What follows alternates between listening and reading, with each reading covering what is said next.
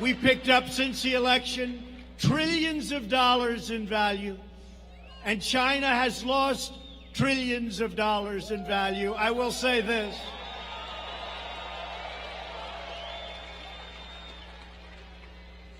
If our opponent had won that election, you know what would have happened? Right now, China would become the number one economy anywhere in the world, and right now I can tell you they're not even close.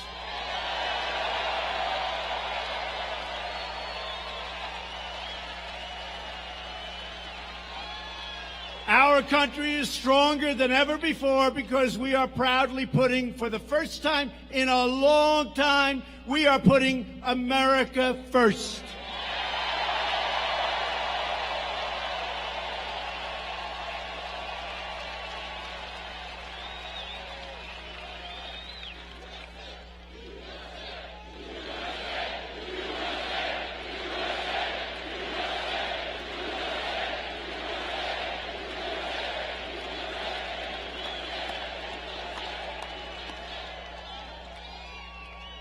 And I have to say, there are a lot of very beautiful red T-shirts in the audience.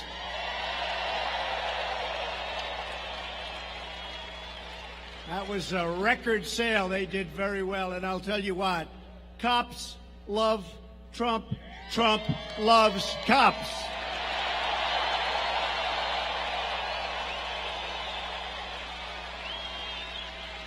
Our bold pursuit of this pro-American agenda has enraged, and you know what's happened? It's enraged the failed ruling class in Washington. Not easy to get them out, but we're doing it slowly but surely. These corrupt politicians and the radical leftists got rich bleeding America dry, and they knew that my election would finally end their pillaging and looting of our country. And that's what they were doing. And that's what they continue to try and do. That is why from day one,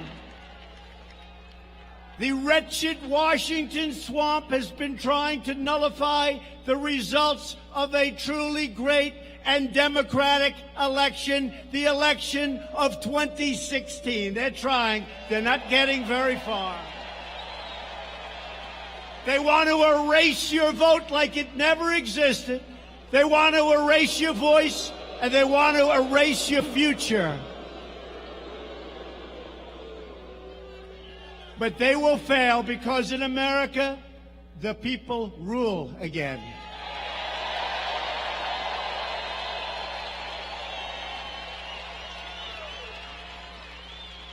You remember that just 19 minutes after I raised my hand and took the oath of office, the Washington Post, a terrible newspaper that doesn't know how to write the truth, published a story, and in this case, they might have gotten it pretty correct. They said, the campaign to impeach President Trump has begun. That was the headline. Little did we know they weren't playing games. Think of that. That was 19 minutes after the oath of office. Months earlier, Peter Strzok. Remember, he and his lover, Lisa Page. What a group. She's going to win 10 million to 1. She's going to win. I'm telling you, Peter. I'm telling you, Peter, she's going to win. Peter, oh, I love you so much.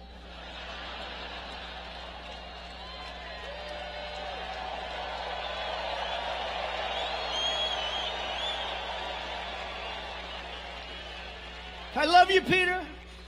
I love you too, Lisa. Lisa, I love you. Lisa. Lisa. Oh, God, I love you, Lisa.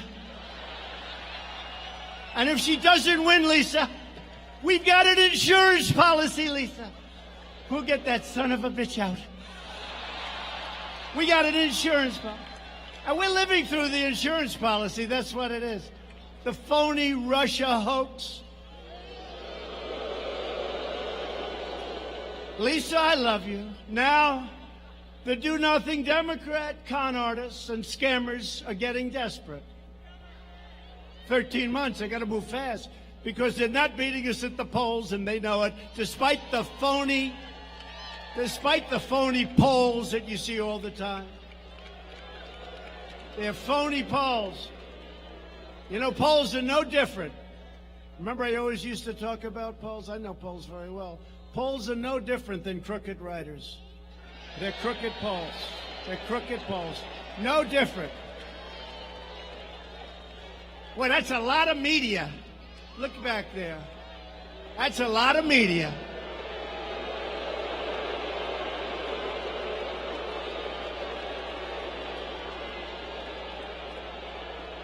They are so dishonest, and frankly, they are so bad for our country.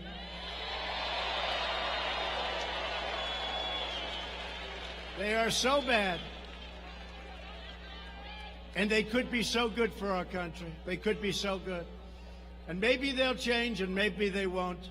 I've been waiting for a long time. You know, after I won the last election, I said, you know, finally, it's okay.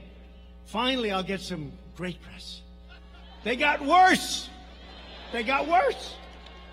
I said, finally, we're going to get, I said to the First Lady, darling, we're going to finally get respect. We're going to finally get media and press coverage that's going to be great. Look at what we've done. And I'm telling you, they did. They got worse. And they know they cannot win. You understand. Well, if you didn't understand, honestly, there's no way anybody could win. Because you'd believe them. If you believe them, there's no way anybody could win, because it's like 94%. I can do the greatest things in history, and they'll make them bad to very bad. And if I do a neutral, something neutral, it worked out okay, not great, not bad. It's like, give them the electric chair. That was terrible. Right? No, this is the worst. These people and the Democrats, they're partners. It's a partnership. How about on the newscast, like the word manufactured? It's manufactured. And every newscast, tonight in a manufactured deal along the border. The word's never been used before. All of a sudden, every newscast is using it. It's a talking point given to these fakers by the Democrats.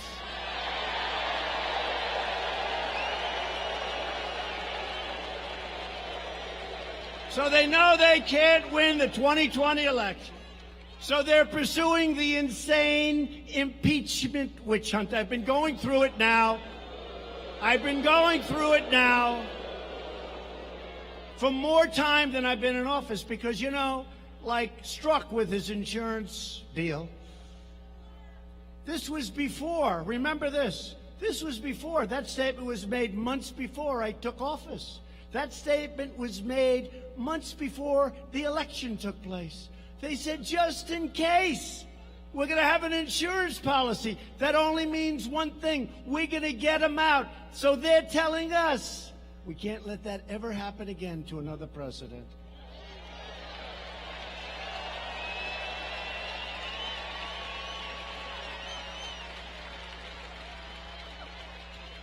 And Rush Limbaugh, Sean Hannity, a lot of people.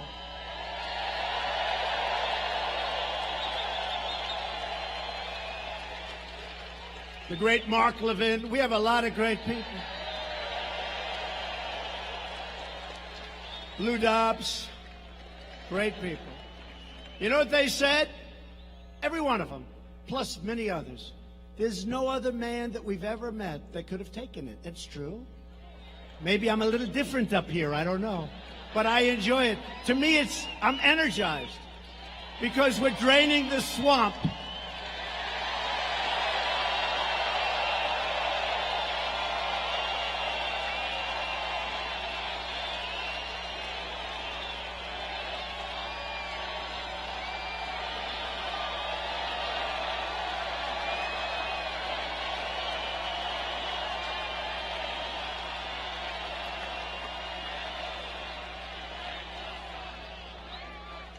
The Democrats' brazen attempt to overthrow our government will produce a backlash at the ballot box, the likes of which they have never, ever seen before in the history of this country.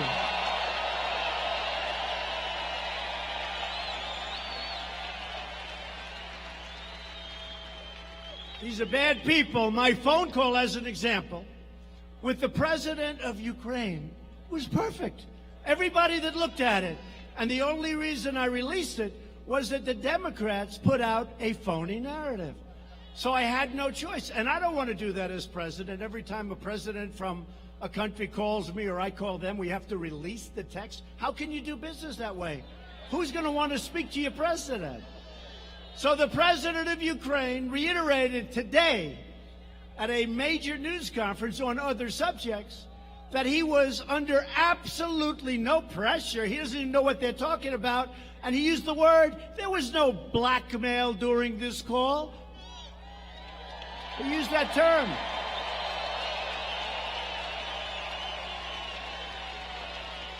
So in theory, that should be the end of it. Think of it. A president of the United States who's made our economy with a lot of help from all of you, frankly, but from Mike and from some of our great senators and some of our great people that we have with us. We made this the strongest economy in our history. We've rebuilt our military. We're taking care of health care like nobody's been able to do.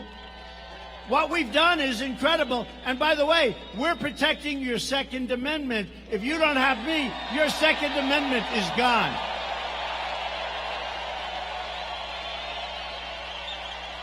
So,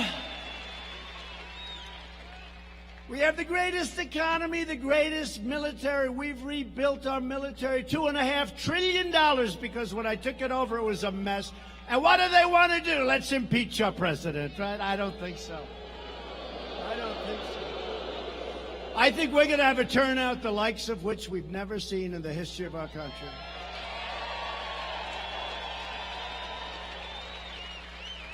So we were really forced just to put it away.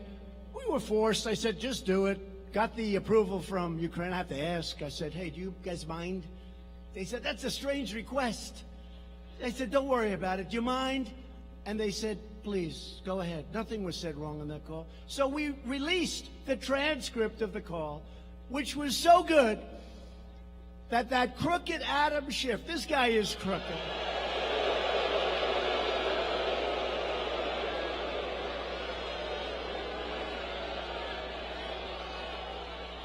He had to make up a fake conversation that never happened, and he delivered it to the United States Congress and the American people. It was a total fraud. And then Nancy Pelosi said, oh, I think the president said that.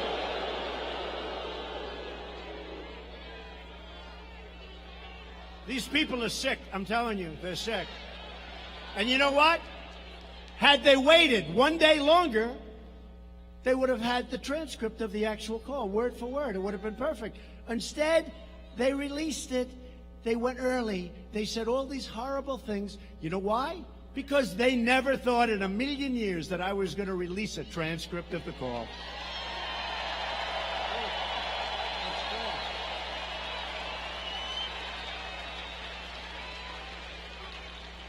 So Nancy Pelosi, upon hearing a false story from a whistleblower that had no clue what was going on in that call, or somebody gave her very bad advice, but also hearing it from Shifty Schiff. Nancy Pelosi said a day before seeing the transcript of the call with the Ukrainian president, we've got to impeach him. We've got to impeach him. Right? And then she saw the call and she said to her people, what the hell? Nobody ever told me this was the call. But she keeps going anyway because the press is fake and they play right into their hands.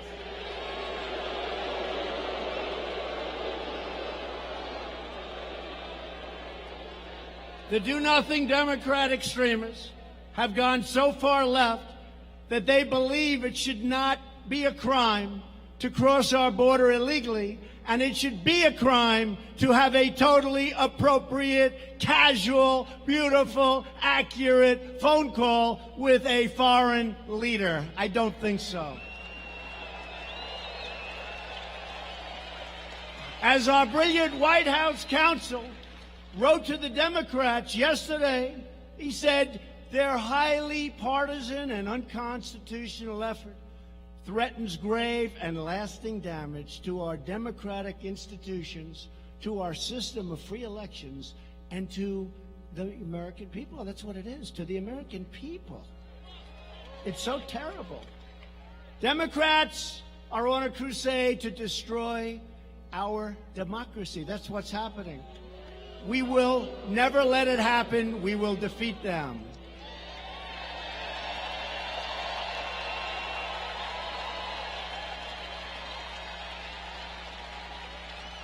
I mean, look at their debates. These people are crazy. They want to spend $99 trillion to redo buildings all over the United States. I said, what about China? What about Russia? What about India? What about all these other countries where that stuff is just flowing out? It's all right. Let him give you the answer. Man, did the cops act fast. He's already gone.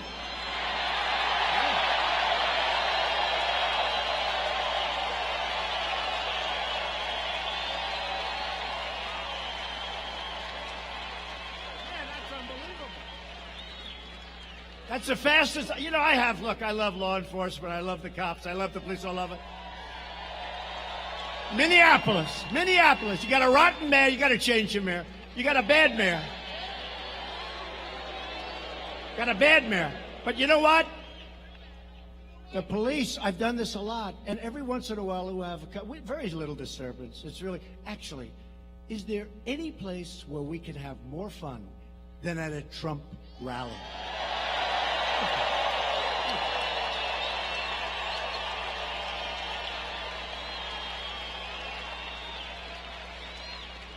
And we've set every record at every place virtually that we've gone. And one of the big musicians said, and Trump does it without a guitar. Can you believe it? Without a guitar. But this guy, so I've had it a lot where, you know, but sometimes it'll take the police like 30 seconds, 50 seconds. It's like Roger Penske when you watch him, who's getting the Presidential Medal of Freedom, by the way, very soon. Great. He won 18 Indy 500s, 18, Roger Penske. But it's like the way they change those tires. It takes 4 seconds to change the whole damn thing. I say, how the hell do they do it? That's the way these cops just reacted.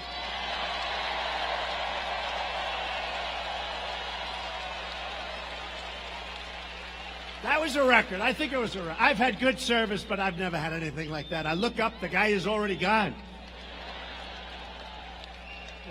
We love you with the red shirts. So now the Democrats are making a pathetic bid to save Sleepy Joe. Sleepy Joe Biden. And you know what? I'd love to run against him, to be honest. Anybody like that, if you can't beat him in a debate, you got a big problem, folks. Big. You can't beat him in a debate, you can't be president. Because what are you going to do against President Xi and Kim Jong-un? You can't beat Sleepy Joe. And now we're going to meet with Kim Jong-un. I don't think so. But he's totally owned and totally controlled by the Washington swamp for many years. 2 months after President Obama put Joe in charge of Ukraine policy, they put Joe Biden in charge of Ukraine policy. Listen to this. And the press will not write it. They say, in totally unsubstantiated charges, every time they talk about him, President Trump has said that his son walked away with a fortune. Now, you know that's a totally unsubstantiated charge. Really? It's not unsubstantiated, it's fact. Joe's son, Hunter, got thrown out of the Navy, and then he became a genius on Wall Street in about 2 days. By the way, whatever happened to Hunter? Where the hell is he?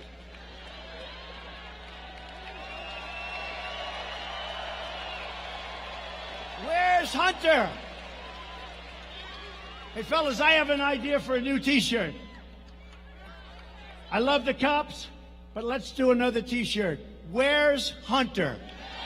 Where is he?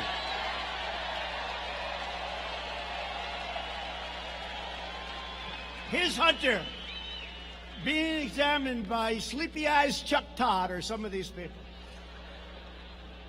Hunter, it's so great that you're here, sir. Hunter, I know they're giving you approximately $168,000 a month. I hear they paid you a big check of $3 million. I just want to speak on behalf of NBC, who's absolutely one of the worst. I just want to tell you, Hunter, I just want to tell you, I couldn't be happier for you and your family. And I know you don't know anything about energy, and I know it's an energy company, but I think they made a great deal, Hunter. And then they fly to China.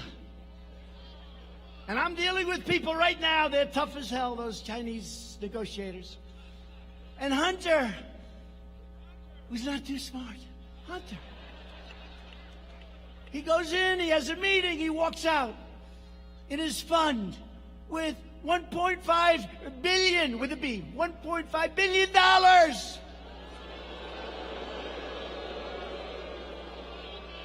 These aren't the same Chinese negotiators that I'm dealing with, I can tell you. These are not the same ones, but we are doing very well in that negotiation. Now think of it. Where's Hunter? Okay, get it. So where is Hunter? I want to see Hunter ask these questions. Hunter, you know nothing about energy. You know nothing about China. You know nothing about anything, frankly. Hunter, you're a loser. Why did you get $1.5 billion, Hunter?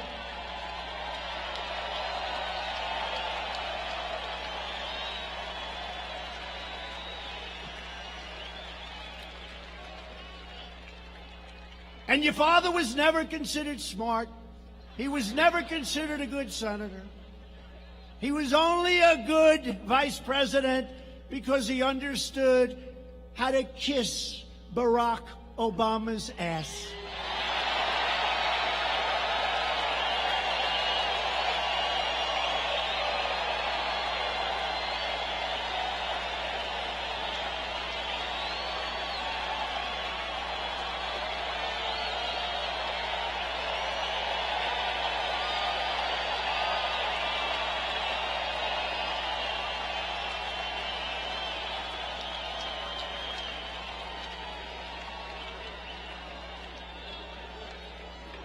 True.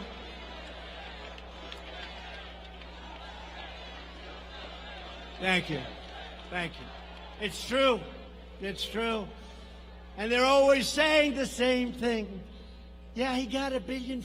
We admit it. They admit it. There's nothing. But always that same thing. President Trump made a totally unsubstantiated claim about Hunter Biden and his father.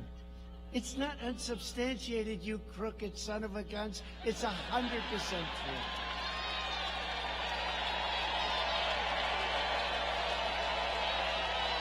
100%.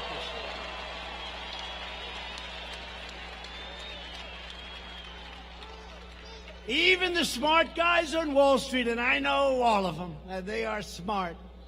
They've never seen anything like that one before. I've called them. Does that ever happen? Never happens. Guy walks in, no experience, no nothing. Walks out with $1.5 billion. Gee, flies in on Air Force Two with his father, the vice president. Don't forget, that's when he was vice president. So China gives his son $1.5 billion. How would you like to have Joe Biden take over negotiations right now with China? I don't think so. I don't think so. Meanwhile, Biden allowed China to rip off America for 8 years as vice president, and Barack Obama let him just rob us blind, and we're not doing that anymore. Those days are over.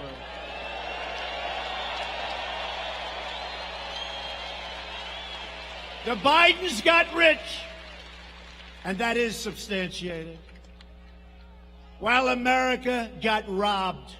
That's what happened. Sleepy Joe and his friends sold out America. They didn't have tough negotiations. I look at these trade deals. And I say, who the hell could have done this? If you had no business instinct, no business ability, if you had nothing, if you're dumb as hell, you wouldn't make these deals. They're so bad. I say, who made these deals? Who made these deals? But we're ripping them all up and redoing them, and they're going to be very good. Wait till you see what happens.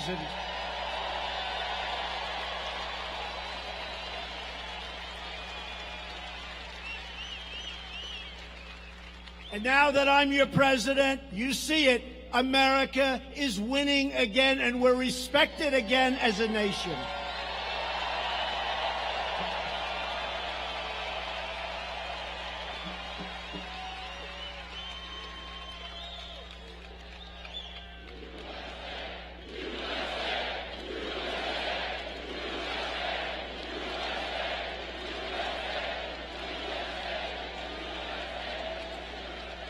And in a brand new report just came out as I'm walking on the stage. Hard to believe, actually. It turns out that Joe Biden was vice president. He worked with the so-called whistleblower.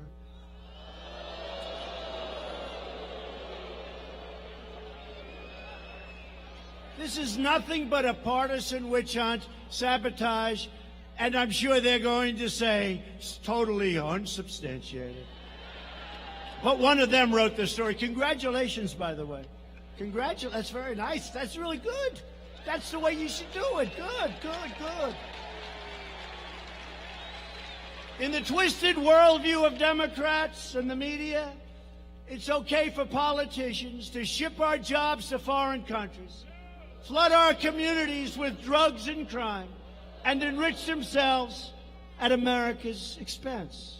Their treachery is allowed because they go along with the rigged Washington game, and it is far more rigged. When I ran, I thought it was rigged, but this is crazy what's happening.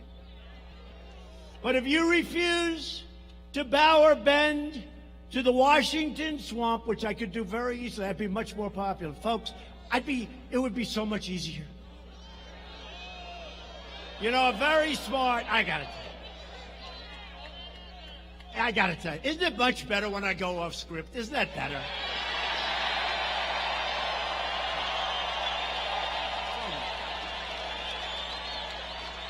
So much better. It's just.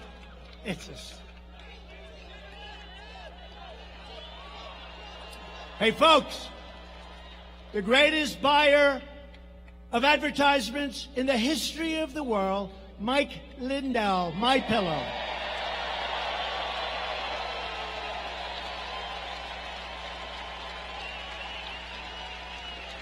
I have never seen so many ads. I think he's the greatest ad negotiator in history. And I told him, I said, would you do me a favor? All the money we spend in these political campaigns, if I gave some of that money to Mike, I think it would have ads every single minute of every single show.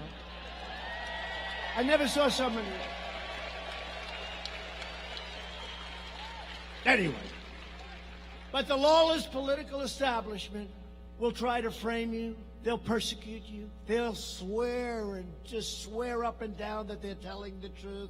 When Nancy Pelosi was on television the other day, I have to say, I was very proud of George Stephanopoulos. I was very proud. It's not often. She said, no, Shifty Schiff told the truth when he said that. Stephanopoulos said, no, wait a minute. No, it wasn't the truth. It was a false statement. No, it was the truth. He said, no. And then she really believes it. So she's either got one of two problems. She's either really stupid, okay, or she's really lost it, or maybe there's a certain dishonesty in there someplace. But they smear you. They spy on you. And they target your friends, your family, your staff for harassment, for abuse, for destruction. I came down to Washington with incredible people. We won a great political campaign. They were bright-eyed and bushy-tailed. We know that's a nice phrase. They came down. They were happy. They wanted to turn the country around. They wanted to do great things. All of a sudden, they get summoned and they get subpoenaed by Robert Mueller. How good was he as a witness? Not too good. And by people that were, I call them the 13 angry Democrats that turned into 18 angry Democrats. It was disgraceful. So people that were going down, sir, what is this? I look, oh, wow, that's a subpoena. What the hell is this? They took people, I really mean this, they took people that were full of life and energy and vigor. We had just won the greatest campaign in the history of American politics. It's true. It's true. And they destroyed their lives. They destroyed their lives. They went home. I could name many people, one in particular, who came down, an incredible young woman. She was going to help people. She wanted to help people. She had causes that were so good, she wanted to help people. And she ended up going home dark, dark. Her life became hell. They ruined people. They destroyed people. Good people. People that ended up paying far more money in legal fees than they made. They destroyed great people. They're vicious, horrible, and the media was behind every single step.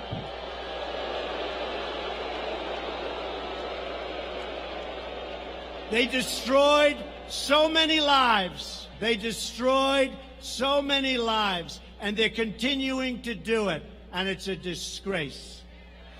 When all of their ludicrous hoaxes have been exposed as frauds, these sinister fakers then try to impeach you for daring to call out their own corruption. There's nothing like the dirty political establishment. And I have to tell you, this is, a friend of mine, very smart, brilliant guy. He's with me about 2 weeks ago. We just got rid of the Russia hoax, and then a week later, the Ukraine hoax starts. I had a week of I can think about everything perfect, it's so beautiful. And he said, President, I said, call me Donald. You've called me Donald for 35 years. I will. Thank you, Donald. I've lost all my friends because they're all scared to talk, honestly, I'm the president. They can't talk to me anymore.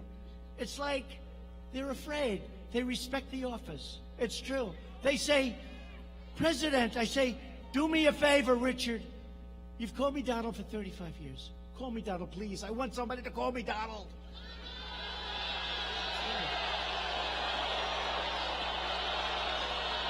True.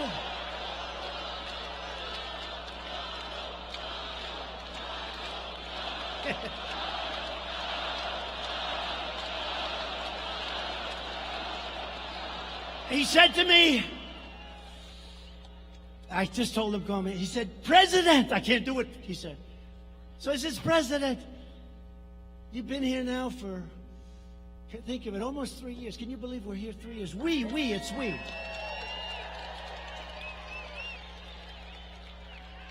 And we have to promise them no more than 16 years, okay? No more. 16 more years. I'm only kidding. Now they'll go back. See, he wants to run for more. But he said, President, could I ask you a question? It's so important to me.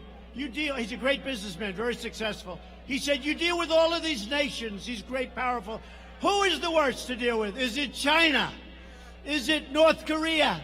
Is it India? Is it Russia? Please tell me, Mr. President, who is the toughest nation to deal with? I said, you're not going to believe this. It's the USA is the toughest nation to deal with.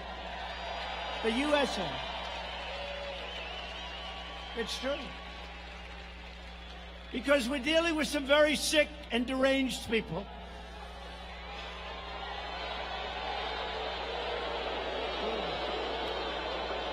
There's nothing that the dirty political establishment hates more than a president that they cannot intimidate, own, and control. They're trying to stop me because they know that I don't answer to them, I answer to you. It's true.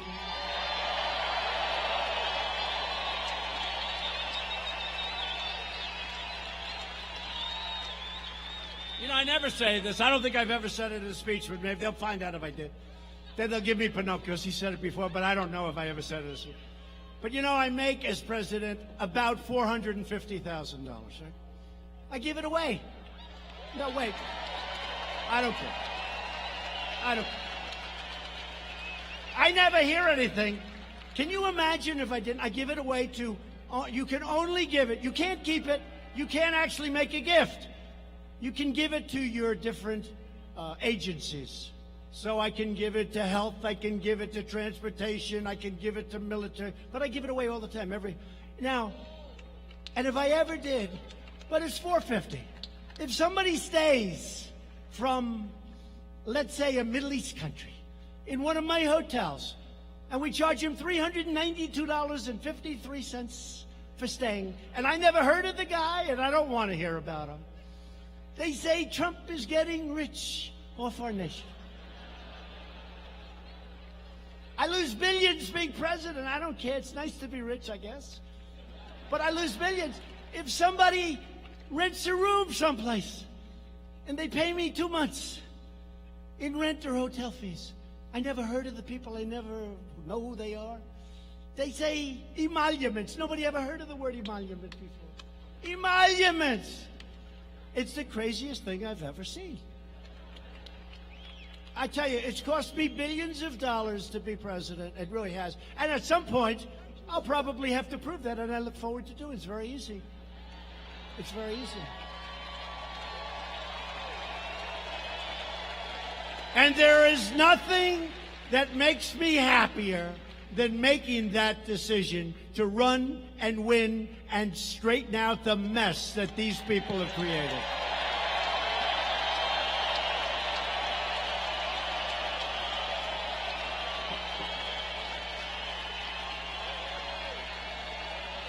So in a desperate attempt to attack our movement, Nancy and Chuck, two beauties, have given control of the Democrat Party entirely over to the radical left, including Minnesota's own Representative Ilhan Omar.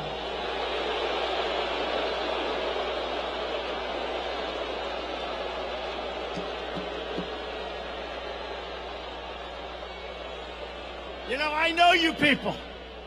I know you people. I know the people of Minnesota.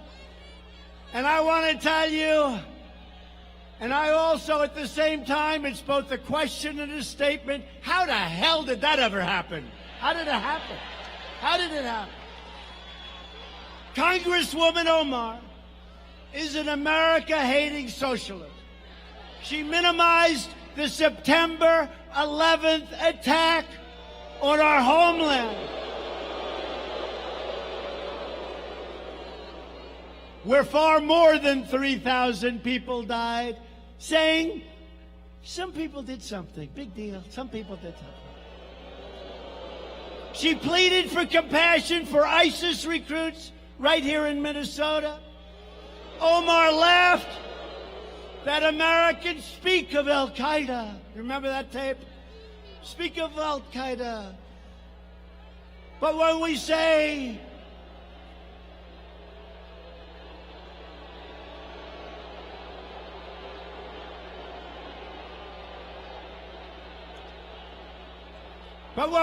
something about the United States, you just don't say America with any intensity. Remember that? Representative Omar has a history of launching virulent anti-Semitic screeds, whether you like it or not. She said the U.S. support for Israel is all about the Benjamins. She said that pro-Israel lawmakers have an allegiance to a foreign country. Omar wrote that Israel has hypnotized the world. May Allah awaken the people and help them to see the evil doings of Israel and the United States. How do you have such a person representing you in Minnesota? I'm very angry at you people right now.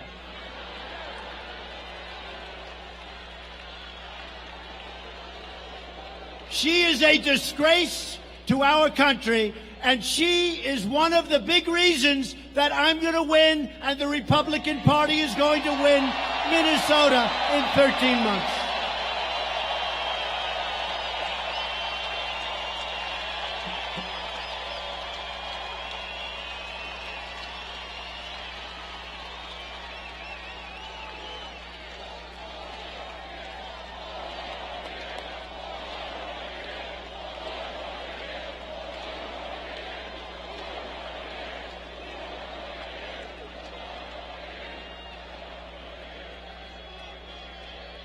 Thank you very much. So we're honored to have with us today a special guest, a man that really is a terrific, talented writer. He knows a great deal about all those tangled lies of Omar. Mr. Scott Johnson of Powerline. He wrote some stuff. I can't believe it. Where's Scott? Where's Scott?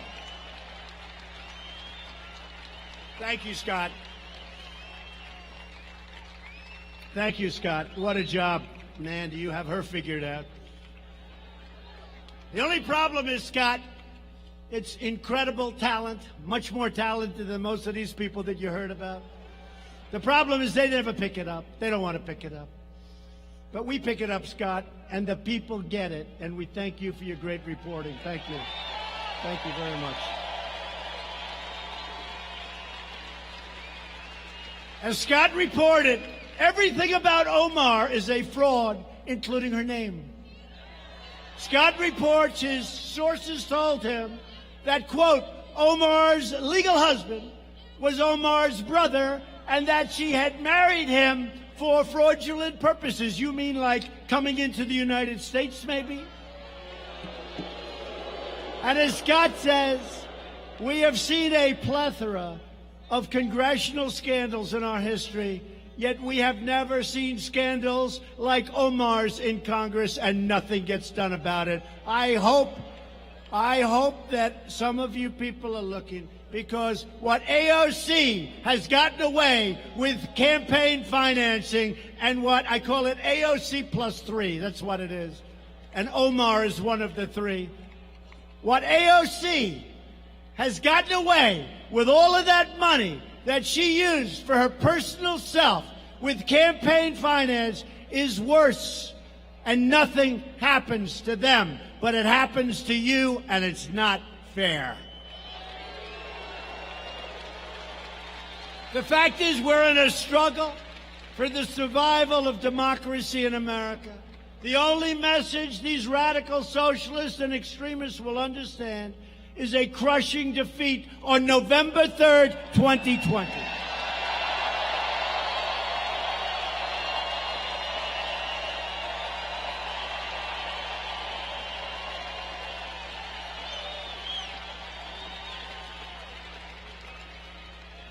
With your help, we will win back the House.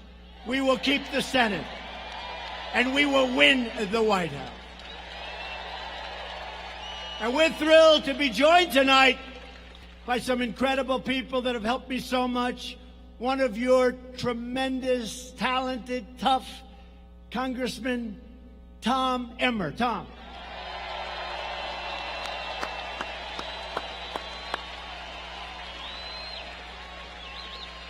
Also a man you don't want to fight him and you don't want to play him in hockey because he was tough. He just won, not that recently, but pretty recently, and I was out here campaigning for him and working hard, and it turned out to be an easy race because everyone loves him and respects him. Congressman Pete Stauber. And a man who gets in the trenches, and he just doesn't care. He wants to win for the people. He loves you. He loves this state. He loves this country. Jim Hagedorn.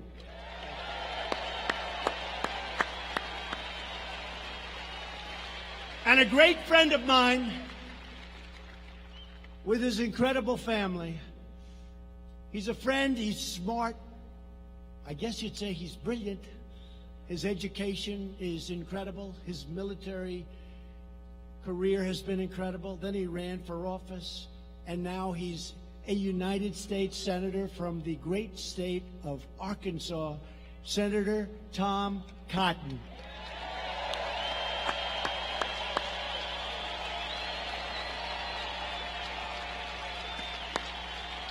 Great guy. And Minnesota Senate Majority Leader Paul Gazelka. Paul. Thank you, Paul. Minnesota GOP Chairwoman Jennifer Carnahan. She's been incredible.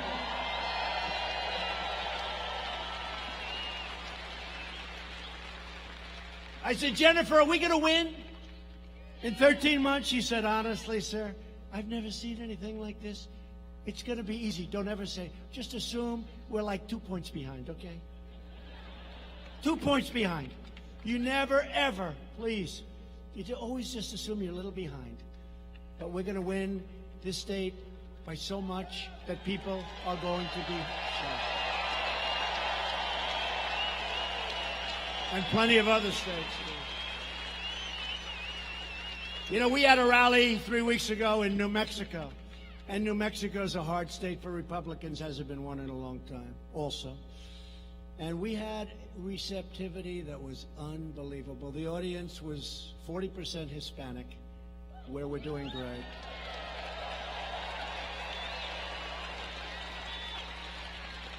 And you know, Hispanic, they understand borders better than anybody, better than we do. They understand safety. They understand their job. They don't want people taking it away. They don't want crime. They understand it better. That's why we're doing so well. But we're in New Mexico, and I'm telling you, that was electric. But honestly, all evenings are electric. We haven't had any bad ones. We haven't. They're all electric. A woman who headed up the great state of Michigan for me, a state that hadn't been won in a long time by a Republican, for whatever reason, but it hadn't been right. I guess we didn't have the right candidates, right? But a woman who would call me constantly. I'd say, I don't want to talk to her. She's giving me a headache. Sir, if you make one more trip, you're going to win Michigan. I say, all right. I make the trip. I go back home. I get a call the next morning, sir, we need one more. This went over and over and over. And we ended up winning the state of Michigan.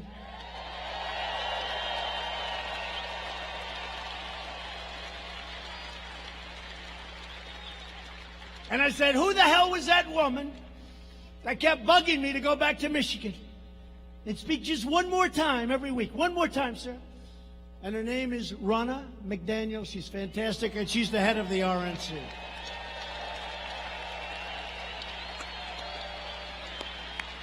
She's great. And our campaign manager, a man who's really been, you know, they used to say that Crooked Hillary had a very, very sophisticated campaign. After she lost, they said, I guess it wasn't sophisticated. We had a sophisticated campaign. Nobody knows the world of computers better than this guy, Brad Parscale. Remember when they used to say it?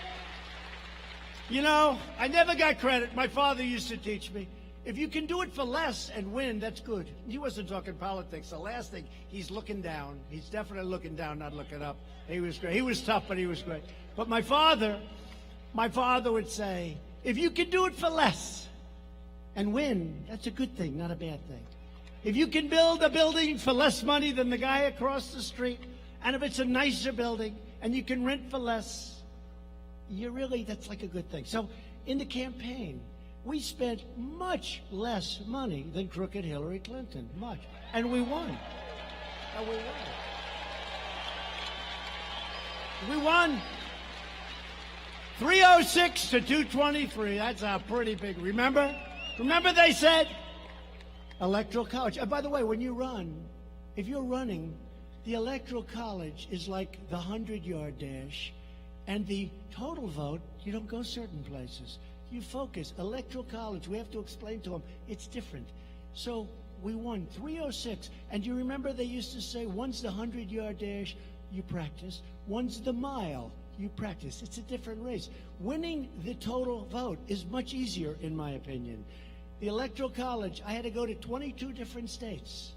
For the total vote, I go to like 4 states maximum, right?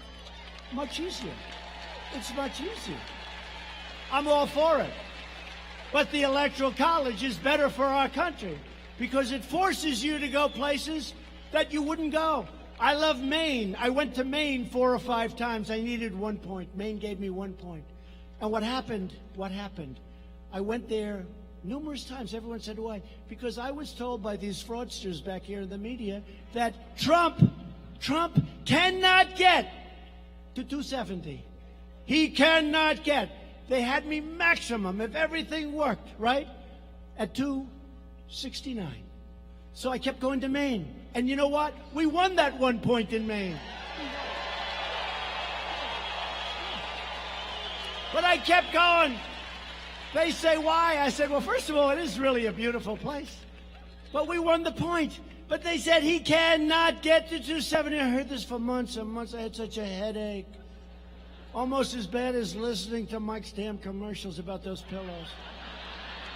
Maybe I need one of those pillows to cure my headache. Does it cure headaches? I think so. But here's the thing.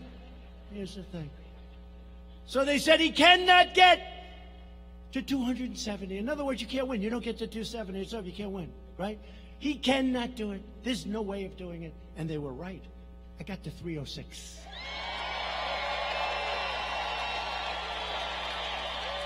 They were right. But I didn't get to 306. You got to 306. We won incredible states. We won incredible states. We won Wisconsin. We won Michigan. We won Pennsylvania. We won North Carolina. We won South Carolina. We won Florida. What a run. Do you remember the evening that we won? I think, look, forgetting me, I think it was one of all of us together because we all worked hard. I was the messenger, but we all worked hard. That was our victory, not my victory. But that was one of the greatest nights in the history of television. One of the greatest nights. And hopefully it'll go down when we're allowed to get all of this stuff seeded. You know, it's like a tree. You plant it, it has to go, but it needs a little. That's why we need the 4 more additional years. It's got to grab on and catch. So they can't destroy it.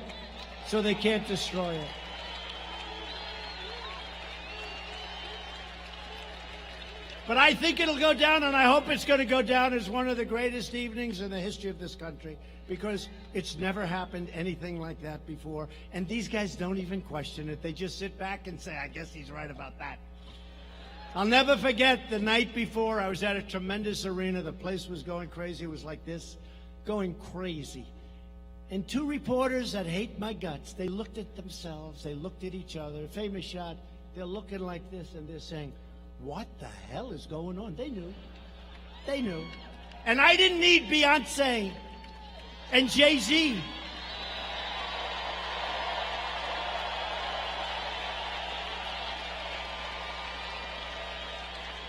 And I didn't need little Bruce Springsteen and all of these people. They got all these people. They'd come in because you couldn't get a crowd.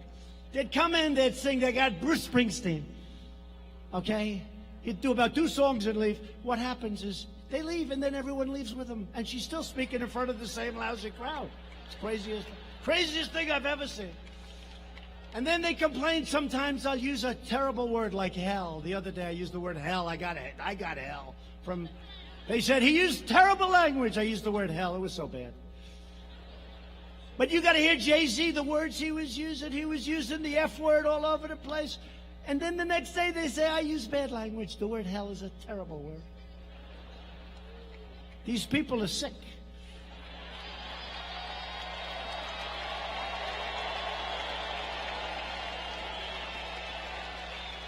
But that was an amazing evening. I'll never forget that evening. It's, look, outside of your family and your children and things. I love you too, darling.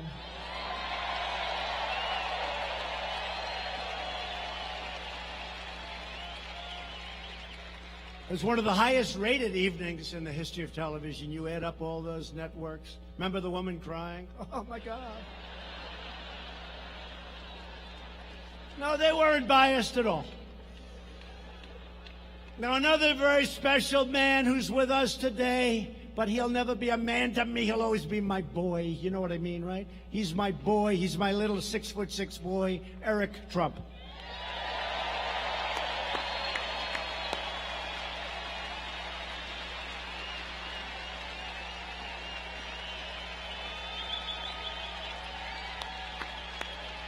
And the parents understand that, right?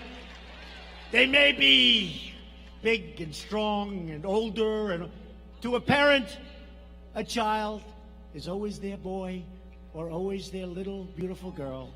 And I know that's probably politically incorrect. They'll say, it was terrible what he said about women. Terrible.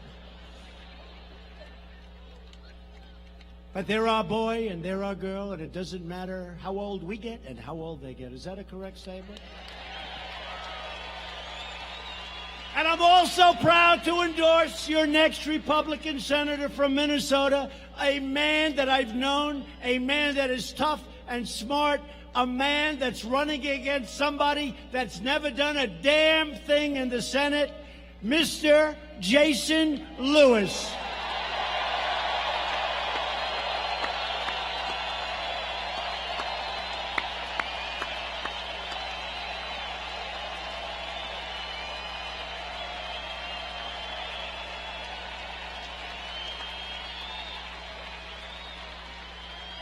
And Jason did a great job in Congress. Congressman Lewis, thank you very much. And thank you for putting up with all of this stuff, because I'll tell you, it's going to be nasty. It's going to be nasty. They're going to make up stories about you. They're going to say things that's going to want to make your wife say, why did I marry this guy? Just say, don't worry about it. It's just another phony story. Thank you very much, Mr. and Mrs. Lewis. Jason, thank you.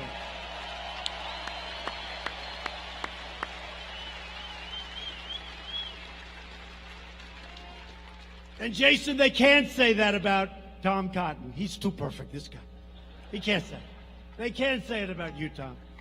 Anyway, good luck, Jason. Do well. And I don't know why, but with all of the great people I just introduced, for tonight, maybe this is the most important verse. Because I turned on a very good show in the morning, Fox and Friends. They treat us great. I just want fairness. What a great group. Ainsley and Steve, and by the way, Brian's gotten a lot better, right? Brian was a 7, and he's getting close to 10 territory. And Steve has been so great, and Ainsley is just incredible. And sometimes Pete Hegseth gets on there for the weekends. And how good does Jesse Waters do? How good? Just some really great people. And again, Tucker's been very good, I have to say. He's been good. Smart. He's been great. Tucker. And the legendary Sean Hannity. Great. Number one show. Sean's got the #1 show. And Laura Ingraham was knocking him out of the park. Laura.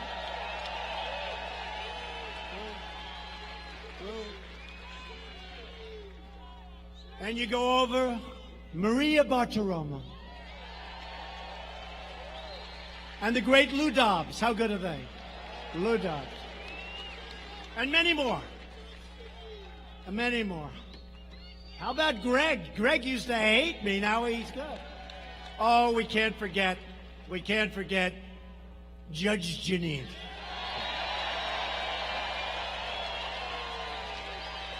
I would be in such trouble if I forgot Judge Jeanine. No, these are great. There are many more. I just, look, I'm just rattling some names off, but they're just terrific people. They're terrific people.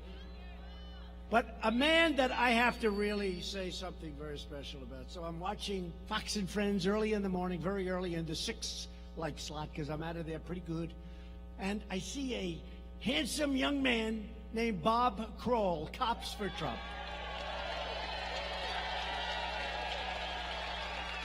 And he's talking about this lousy mayor they've got. Now, he didn't quite say that, but I say it.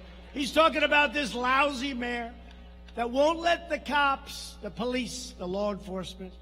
My father always used to say, son, He meant it too.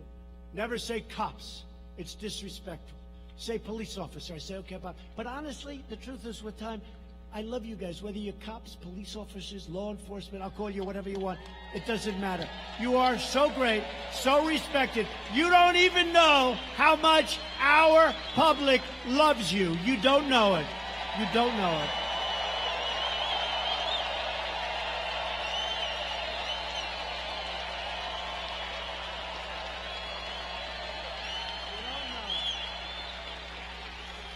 But I see this guy, and I don't know if he's done a lot of television before, but he was very effective and very good.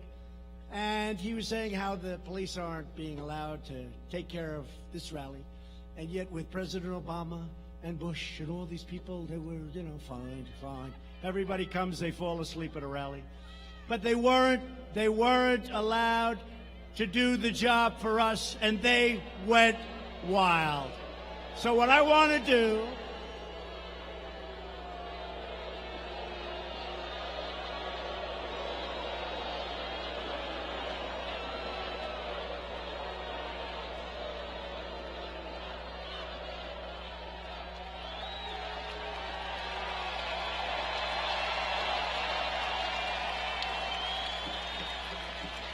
go home to mommy.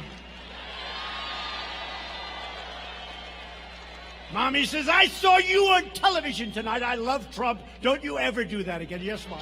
Yes.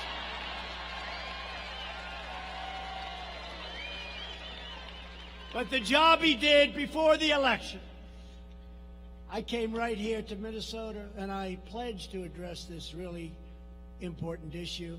And it's the issue of law enforcement. And when I saw this man, this great gentleman on television, pouring out his guts, pouring out his heart, I don't know him. He knows I've been good to law enforcement. He knows I've been good to, as my father would say, the police. He knows I love the cops. He knows that. And so does everyone else. I mean, it's so many shirts, so many red shirts, and there are plenty of people here without the red shirts. And I want to just tell you, the respect that we have for law enforcement is unbound. It's unbound. Come up here, Bob, come up.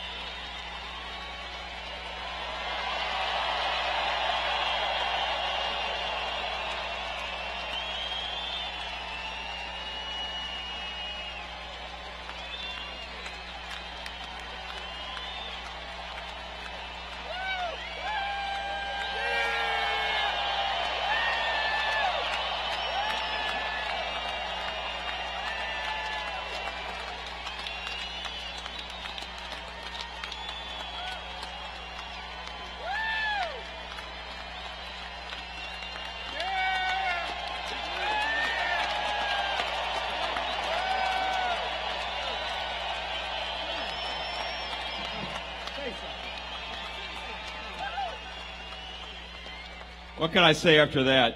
Tune in, Fox, 10:15 tonight. Shannon Bream, they asked us on. How can you thank this guy for everything he's done for law enforcement? Wonderful president.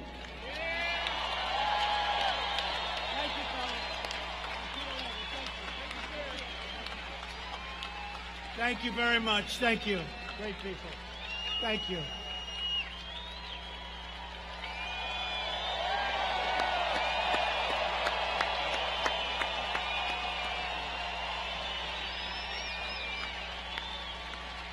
What a group.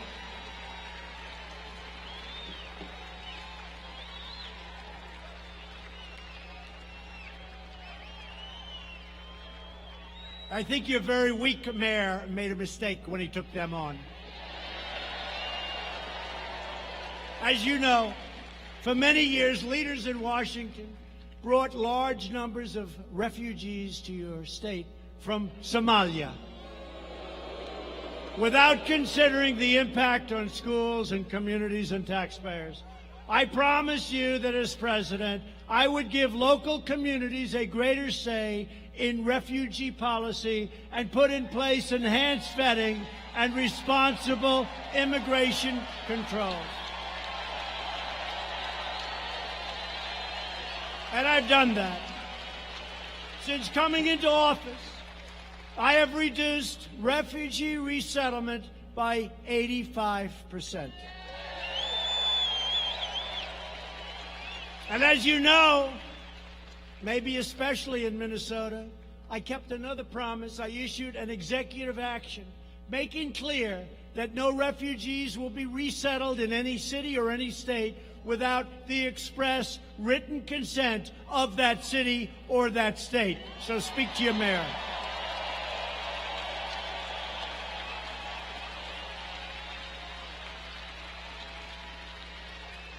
You should be able to decide what is best for your own cities and for your own neighborhoods, and that's what you have the right to do right now. And believe me, no other president would be doing that. If Democrats were ever to seize power, they would open the floodgates to unvetted, uncontrolled migration at levels you have never seen before. You think you have it bad now? You would never have seen anything like what they want to do. But in the Trump administration, we will always protect American families first, and that has not been done in Minnesota.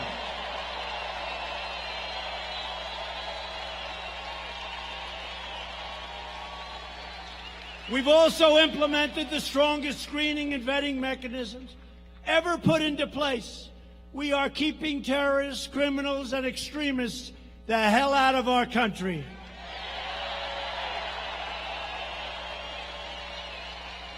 And I want to thank the country of Mexico. The president of Mexico has been incredible. We have now 27,000 Mexican soldiers. They're great and they're tough, and they are now protecting our border, and those numbers have gone down like this.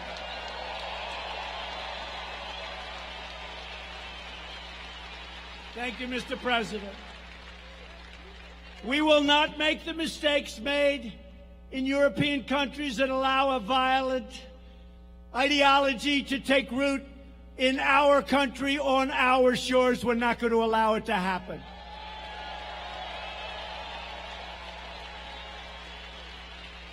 And as you all know, to protect our citizens from those who would do harm to us, I instituted a very controversial, very hard to get travel ban on some of the world's most dangerous countries.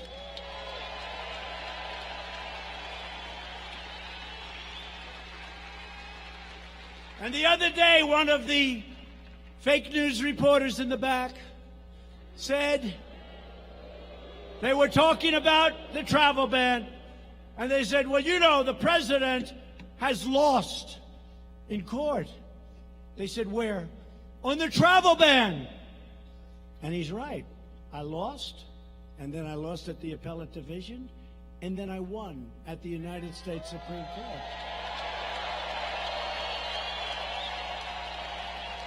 Right? And he knew that, but he said, I lost on the, and he was right. I lost. And then I lost again. But then I won.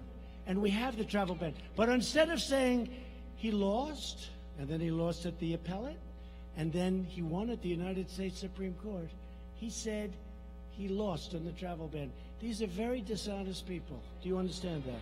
Very dishonest. In the Republican Party, we believe that those who seek to join our society must embrace our values, honor our history, and love our people.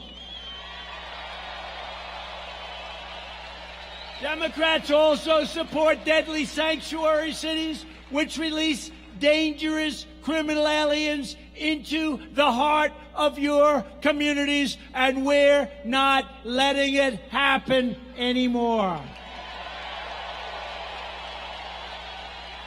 Republicans believe American cities should be sanctuaries for Americans, not for criminal aliens. My administration is taking historic action to secure the border.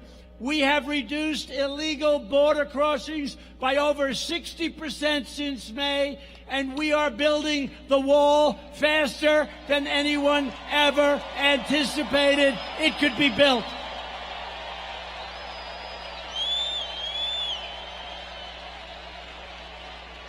And this is a serious wall. You've all seen it. It's going up rapidly. And you think that was easy? I had every Democrat in Congress fighting me. I had a lot of the rhinos fighting me. They say, see, he's not getting it built. He's not getting... Let me tell you, you have every Democrat fighting you. We took it from here, and we took it from there, and we took it from all over the place, and we got that thing. That's the biggest patchwork of financing you've ever seen. And that sucker is going up, and it is the finest. It is the strongest. It's largely 30 feet tall, which is the maximum height that they wanted.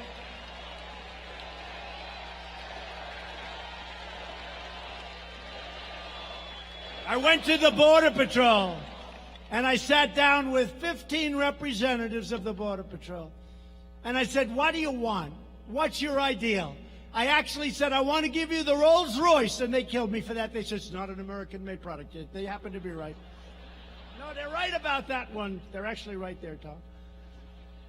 But I said, I want to give you the Rolls Royce of walls.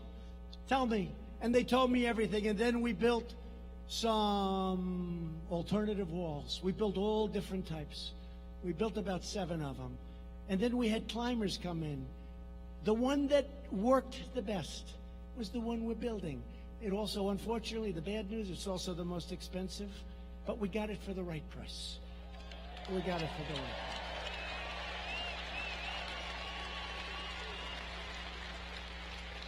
It's steel, it's hardened concrete, it's deep, it's high, it's a thing of beauty. And it's going to keep bad people out of our country. That's what it's going to do. And the Democrats knew this. Most of the Democrats 4 years ago, they wanted a wall. Now all of a sudden, they don't want a wall. You know why they don't want a wall? Because I want it. It's the only reason. And I just thought of it, like a year ago. I said, man, this could have been so much easier. All I had to do is say, we don't want a wall, and they would have given me all the financing I wanted for the wall. What was I thinking? We're not going to build a wall, and they would have forced me to build it. I would have. Under this administration, we are also ending the endless wars. We have to do it, folks. We have to do it. We have totally defeated the ISIS caliphate, and I did that in rather quick time, if you remember. Because we have the greatest fighting machine now. When I came in, it was totally depleted. We have great generals. We have great war fighters. And they did it so fast. I flew to Iraq. I met with the generals, right? I met with the generals. I said, I hear it's going to take a year to 2 years. Sir, we could do it in 2 weeks. I said, what? They don't let us fight, sir. They don't let us fight. We want to fight. They don't let us fight. I said, I let you fight. I said, how come if they say it's going to take anywhere from a year to 2 years, you say you can do it so quickly? He said, sir, we're going to hit him from the front. We're going to hit him from the back. We're going to hit them from the sides, from underground, from overground. We're going to hit the hell out of them. And they did. And we won very quickly.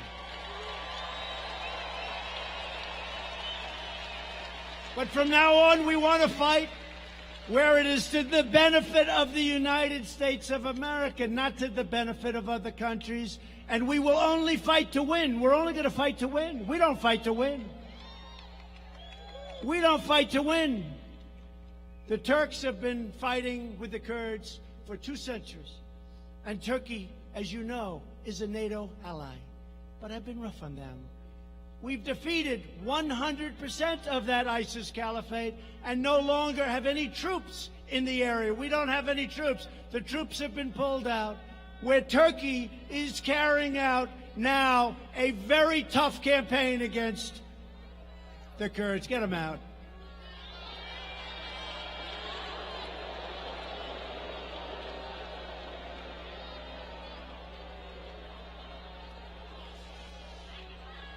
So Turkey is right now waging a very tough campaign against the Kurds. We got along with the Kurds, and we help the Kurds. And don't forget, they're also fighting for their land. You know that. But they're fighting. So we have three choices. You ready? Here are the three choices. We don't have any soldiers there because we've left. We won. We left. Take a victory, United States. We left. Take a victory. Take a victory. Bring our troops back home. I told the story yesterday. I have to sign letters. It's the hardest thing I have to do. I sign letters. Dear Mr. and Mrs. Smith from Arkansas. Dear Mr. and Mrs. Jones from Alabama. Dear Mr. and Mrs. somebody from some great state. I'm sorry to inform you, your son has been killed in combat. I'm so sorry. And every letter is individually done because sometimes the parents, they're grieving and they get together with other parents and I don't want to see that it's like the same letter. So we do different letters. It's the hardest thing I have to do. Hardest thing. It's the hardest thing I have. I was telling Tom Cotton, it's the hardest thing that I have to do. And I signed those letters, and it just it breaks your heart. And by the way, there's a time to fight. Nobody fights harder than I do, but there's a time, and there's not necessarily a time. But I send these letters out, quite a few, and sometimes I send letters out. It's called Blue on Green, where we're teaching people how to fight, and then they turn the gun on our soldiers and shoot them in the back. And that's the hardest thing for a parent. I have all of them. I know every one. That's the hardest thing for a parent, when they get notification because they learn how their child has died. When the so-called people that we're teaching how to fight turn the gun on them and shoot. We've had a lot of that, a lot of it in Afghanistan, more than we've ever had proportionally before. It's a horrible, horrible thing. But I have to sign these letters. And sometimes I go out to a place, Dover Air Force Base. It's a very tough experience. Mike Pence goes. I go. Other people go. Tom Cotton goes. We go out there and we meet the parents and the families, the wives, the children, the sisters, the brothers. We meet them and we talk to them. And their son or daughter is being flown in from some faraway place in a coffin. And these things are just impossible. I don't know how parents can do it even. And I'll meet them, and we have a particular colonel. That's all he does. So good, so professional. And that's what he does. He said, I greet the dead, sir. I greet the dead. And what happens is this big, incredible machine flies in, this tremendous cargo plane. And it flies in, so powerful, so big. And I'll be talking to some of the parents, and they'll act like they're fine. I said, how are you doing? We're fine, sir. We're fine. We're really good. I said, that's great. And I'll tell the colonel, I'll say, Colonel, I think they're doing great. No, sir. They're not going to do great. You'll see. And I didn't know what he was talking about. This is the first time. And then we went outside to the runway, and this incredible machine is flying in, and it lands, and it comes over, and it pulls up, and we have military guards. We have incredible, talented musicians that do this. That's what they do. And what happens is that door opens up. And the colonel told me, he said, sir, when that door opens up, those same people that you think are okay do things that you'll never see. You will hear sounds like you've never heard. That's what he does. And I saw that door open up with a coffin, with a flag over it. The door is open, and these beautiful soldiers, 5 or 6 on each side, lifting the coffin and walking down the runway, the plank they call it, off this cargo plane. And I see parents make sounds that were just 20 minutes ago absolutely fine make sounds, scream and cry like you've never seen before. The colonel was telling me that, sir, you'll see things that you've never seen before. A mother who was fine 20 minutes ago, you think, breaking the military line and jumping off and then jumping onto a coffin of her son or her daughter. Jumping on top of the flowers, on top of the American flag. I've seen this. And then I have all these people that want to stay. They want to stay. And I don't want to stay. We were supposed to be in Syria for 30 days. We've now been there for 10 years. We were supposed to be in Afghanistan for a short period of time. We're now going to be there for close to 19 years. It's time to bring them home. It's time to bring them home.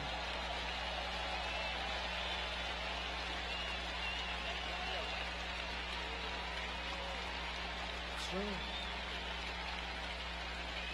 Time to bring them home.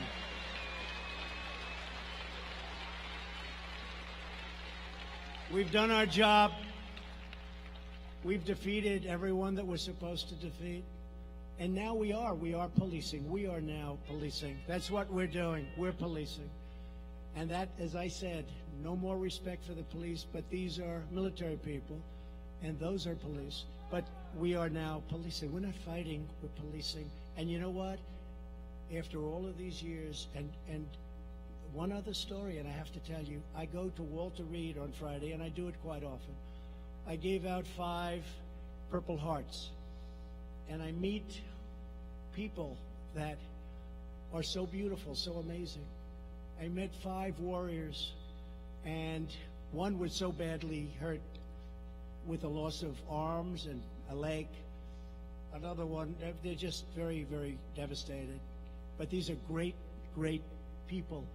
And I gave out the Purple Heart, and I see the parents, and I have to say, Walter Reed, I want to just say the doctors there, the job they do. You know, you hear so many complaints about the doctors and about the vets and the vets care, and nobody's done better. We got choice for the vets. We did things for the vets that nobody thought would be possible.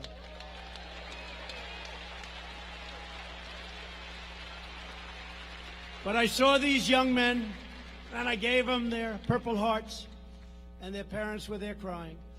And one of them was so amazing. I said, "What's your problem?" "Sir, my face was blown apart. My nose was absolutely just blown apart." He said, "Sir, it's incredible." And I looked at him and I said, "That's the most beautiful nose I've ever seen." "What do you mean?" He said, "A doctor worked on my face for 10 hours in the field. He said there were 1,000 fragments." Now, I don't know if that's right, but, well, a lot. He meant a lot. He said there were 1,000 fragments. He rebuilt my nose with glue. He glued the bones together. He rebuilt my nose. I say, "You have the most beautiful nose I've ever seen," and it's true. And his father came over to me. He said, "Sir," father was crying. He said, "Sir, honestly, my son looks better now." He said, "My son did not have a good-looking nose. Now look at it. It's beautiful. It's beautiful." But these doctors at Walter Reed and these Army and Marine and the medical doctors, they are unbelievably great people. And they see sights that you and I hopefully will never see. They see things that nobody will ever see. And there's nobody like them. And I have to give a shout out to those people. There's nobody like them.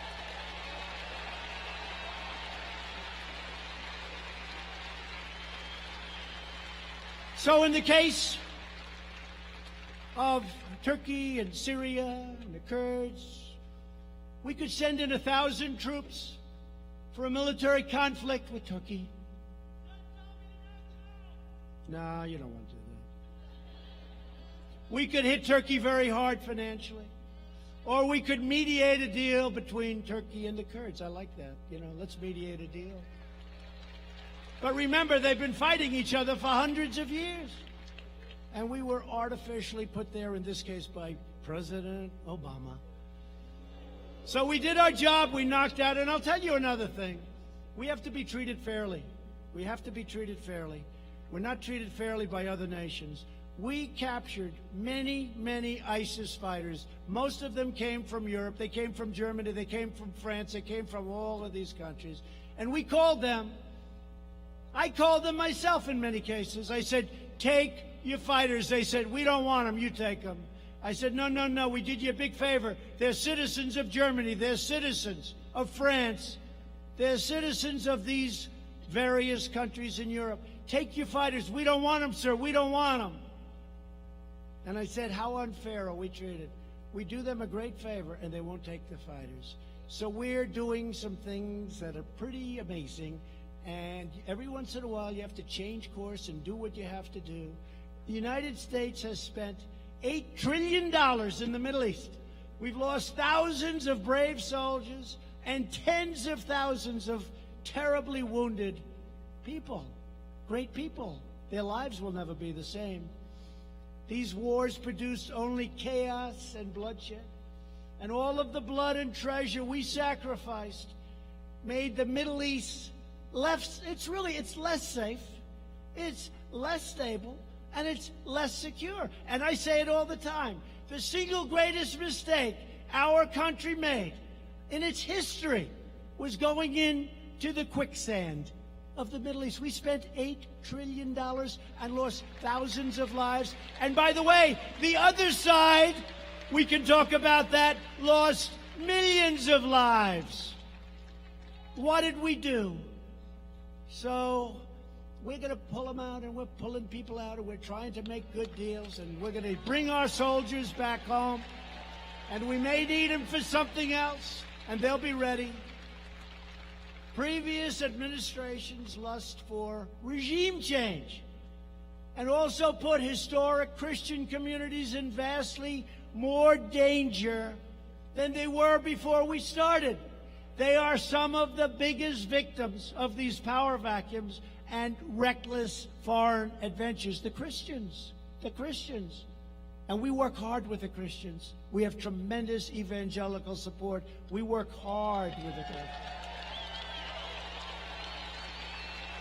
So we're slowly getting out of the Middle East. We're doing it carefully. And we're rebuilding our military like we have never rebuilt our military before.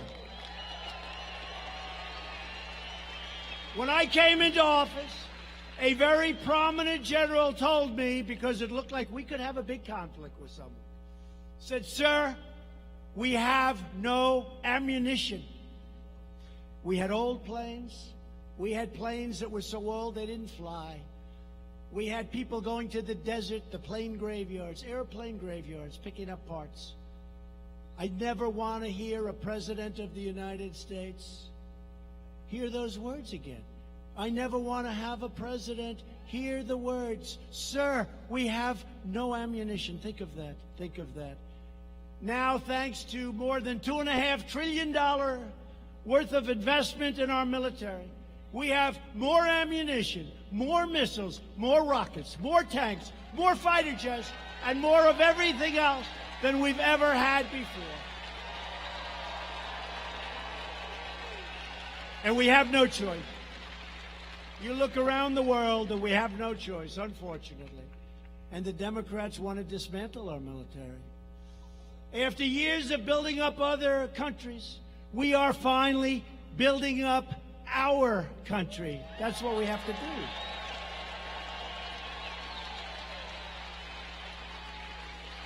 We're replacing the disaster known as NAFTA with the brand new U.S.-Mexico-Canada agreement, USMCA, a giant victory for our farmers, ranchers, workers in Minnesota. Congress should pass USMCA immediately. We hope that Nancy Pelosi can start thinking about passing some legislation instead of thinking about nonsense. And to protect our industrial backbone, I place tariffs on foreign aluminum and foreign steel. And I'm also fighting back against years of chronic trade abuse from China, and the supply chain of China, which was unbreakable, is now breaking wide open. And they understand that. And I don't blame China for what's taken place over the last 25 years. I blame the people that led our country, that let that happen, where hundreds of billions of dollars a year was taken from our country to build China. It's not China's fault. In the previous administration, they put our nation's natural resources under lock and key, including thousands and thousands of acres in a place called Superior National Forest. Last year, I traveled to Duluth and announced that we would be ending this injustice, reopening Superior National Forest, and restoring mineral exploration for the iron ore mines of Minnesota. Tremendous job.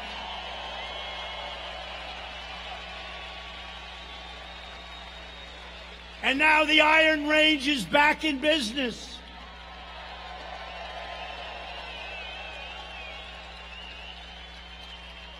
And the last time I was here, a man came up to me and said, "Sir, President Obama took our heart away, took our life away." I'll never forget it. A man, strong guy, had tears in his eyes. He said, "You gave us back our life because they took it away from him. We gave it back." Best iron ore there is anywhere.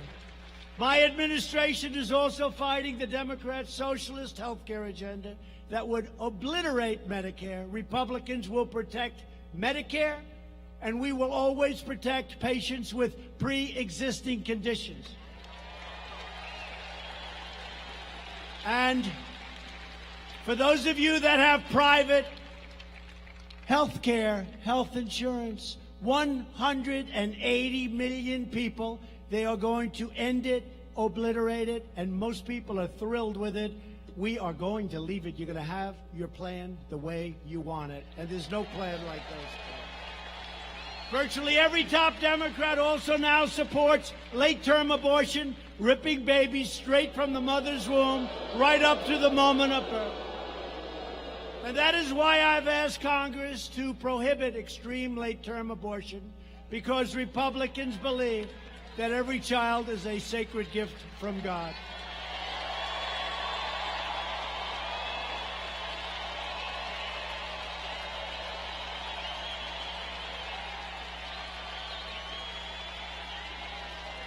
Democrats are now the party of high taxes, high crime, open borders, late-term abortion, socialism, and blatant Washington corruption. The Republican Party is the party of the American worker, the American family, and it's the party of the American dream.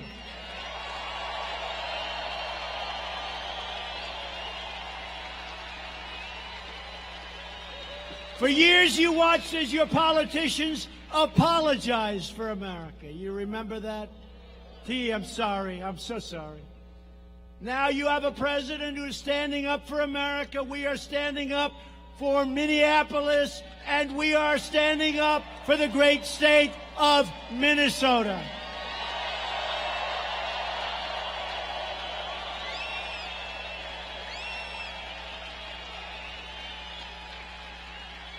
We begin this political campaign with the best record, the best results, the best agenda, and the only positive vision for America. We begin this campaign with, right now, almost 3 years of perhaps the most successful administration in the history of our country. Together, we will help millions more citizens, from welfare to work, from dependence to independence, and from poverty to prosperity. With your help, we will re-elect and we will elect a Republican Congress to create a safe, modern, fair, and lawful system of immigration. We will enact trade deals that ensure more products are proudly stamped with that beautiful phrase, "Made in the USA." We will achieve new breakthroughs in science and medicine, finding new cures for childhood cancer, and ending the AIDS epidemic in America within 10 years. Nobody thought that could be done. It's going to be done.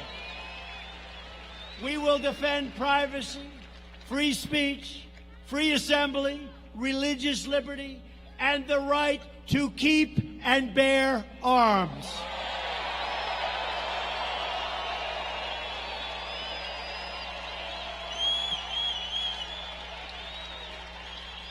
And above all, we will never stop fighting for the values that bind us together as one America. We support, protect, and defend the Constitution of the United States.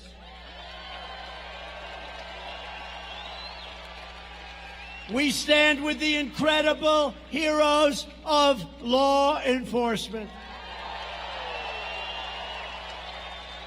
We believe in the dignity of work and the sanctity of life.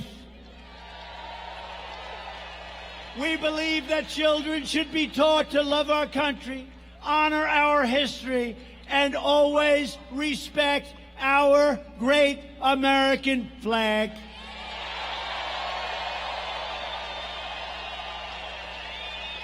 And we live by the words of our great national motto, "In God we trust."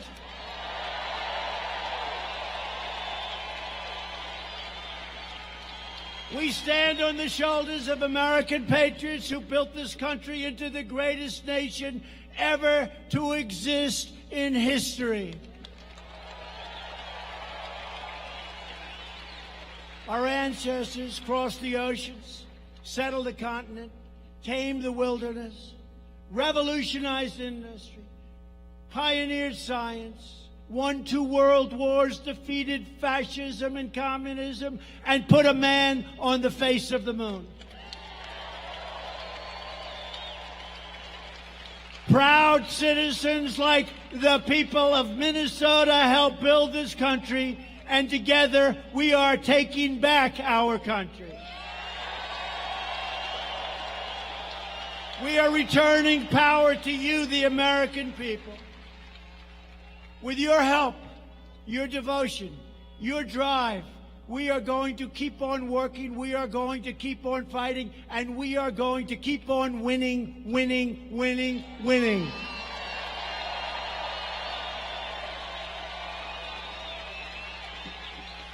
We are one movement, one people, one family, and one glorious nation under God.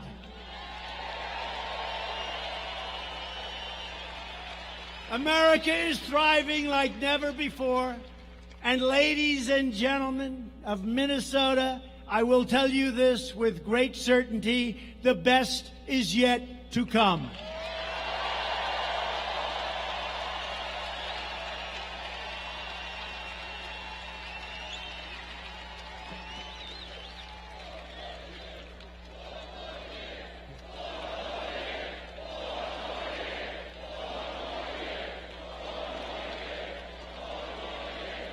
Thank you very much.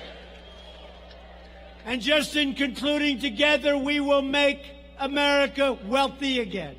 We will make America strong again. We will make America safe again. And we will make America great again. Thank you, Minnesota.